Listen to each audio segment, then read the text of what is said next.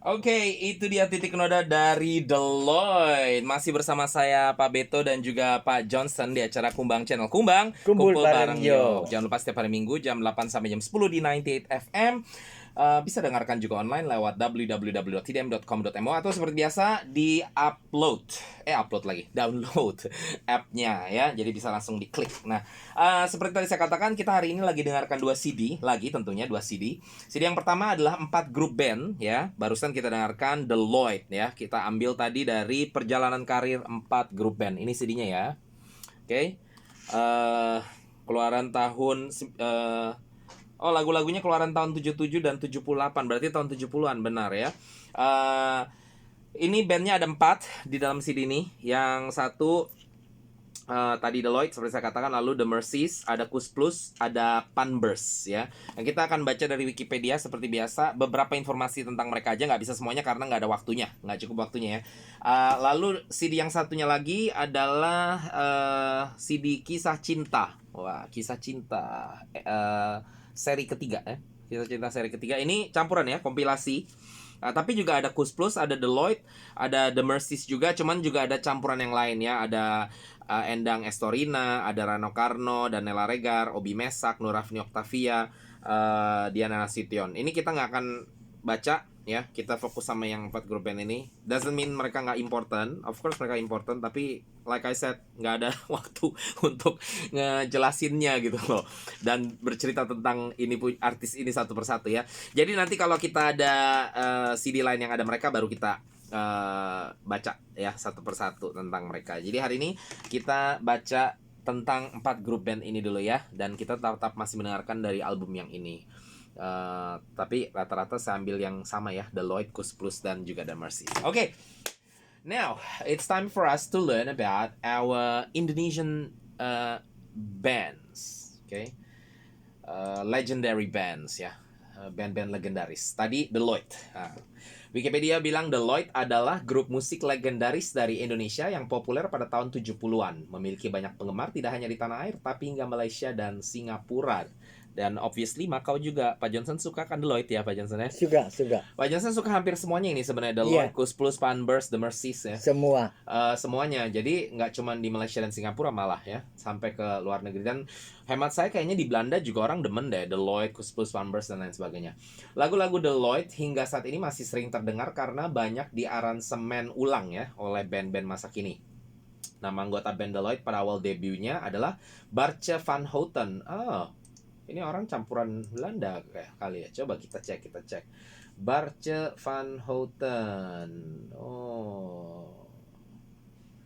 Nah, nggak kedengeran tuh, nggak ketahuan siapa dia. Oke. Well, anyway, nggak ada waktu untuk ngeliat ini. Kita lihat langsung saja tentang Deloitte sendiri. Oke, selain Bartje van Houten yang main gitar, ada Andre Gultom. Ini awal-awal ya, pemain saksofon, flute, dan juga vokal. Lalu Syamsuar Hashim, vokal utama. Hairul Daud, pemain drum. Budiman Pulungan, pemain keyboard. Dan Sangkan Papang Panggabean, pemain bass. Setelah berjalannya waktu, adanya anggota baru yang masuk, yaitu Yustian, pemain gitar kedua, Johani Fatmarida Susilo, pemain flute dan saksofon, serta Totok, pemain bass. Tahun 72, Deloitte merilis album pertamanya dan hits dengan judul lagu mereka yang berjudul Titik Noda, yang tadi kita dengarkan ya. Mengapa harus jumpa? Apa salah dan dosaku yang bekerja sama dengan label Remako? I don't think this label exists now. Anyway, lagu hit mereka yang lain adalah Keagungan Tuhan, Tak Mungkin, Oh Di Mana, Karena Nenek, Semalam di Malaysia, Main-Main Saja Sendiri, Rock and Roll Musik, dan Gubahanku. Gubahanku ini terkenal juga ya Pak Johnson ya. Kebanyakan lagu-lagu hit mereka diciptakan Bartje van Houten. Namun sayang ketenaran mereka sempat redup ketika sang vokalis meninggal dunia.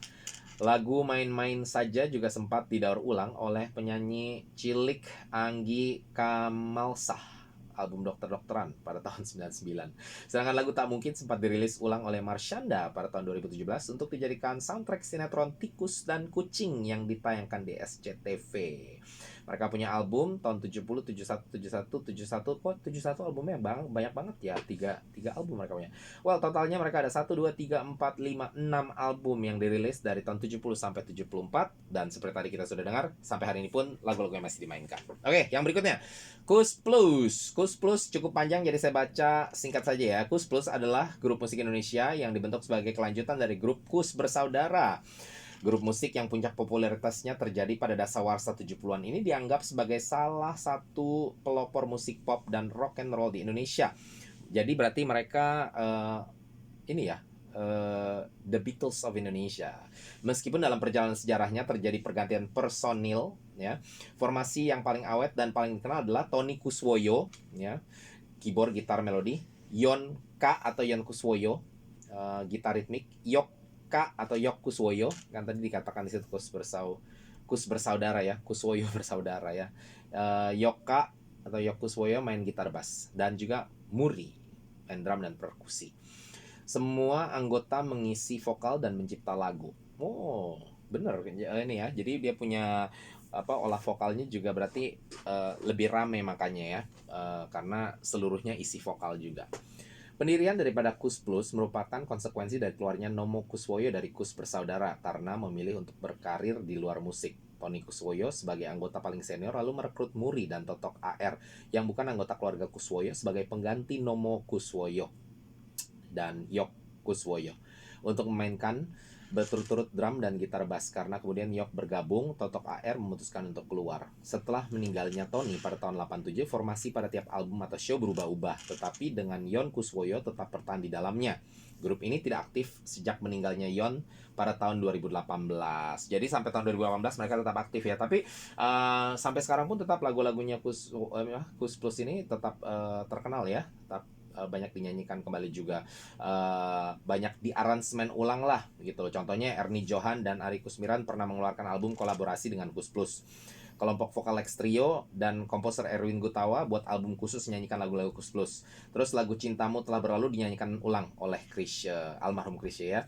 Serta Manis dan Sayang dibawakan oleh Katara Singers dan Kahitna. Jadi memang lagu-lagu Koes Plus ini juga tetap terkenal.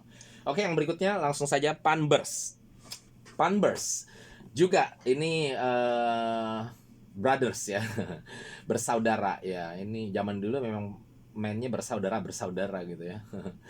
Panjaitan Bersaudara, Panbers, adalah satu nama kelompok musik yang merupakan singkatan dari Panjaitan Bersaudara. Kelompok musik ini didirikan pada tahun 65 di Surabaya, terdiri dari 4 orang kakak beradik kandung putra-putra dari Dr. Andes JMM Panjaitan SH almarhum dengan Bosani S. Ositompul.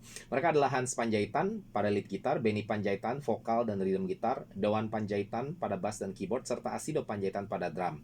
Dalam perkembangannya, formasi band ini berubah dan bertambah sejak tahun 90-an dengan kehadiran Maxi Pandelaki sebagai basis, Hans Noya sebagai lead gitar, dan Hendry Lamiri pada biola. Jadi akhirnya nggak sama kayak ini ya, Koes Plus, jadi nggak cuman eksklusif Panjaitan Bersaudara, mereka juga ada mengambil anggota lainnya ya. Mereka punya album berapa banyak ini? Ada album tahun 71 volume 1, lalu Sando Mengapa Begini tahun 72 itu. Lalu ini banyak sekali album mereka ternyata Panbers ya, karena dan rekaman mereka juga berubah-ubah ininya.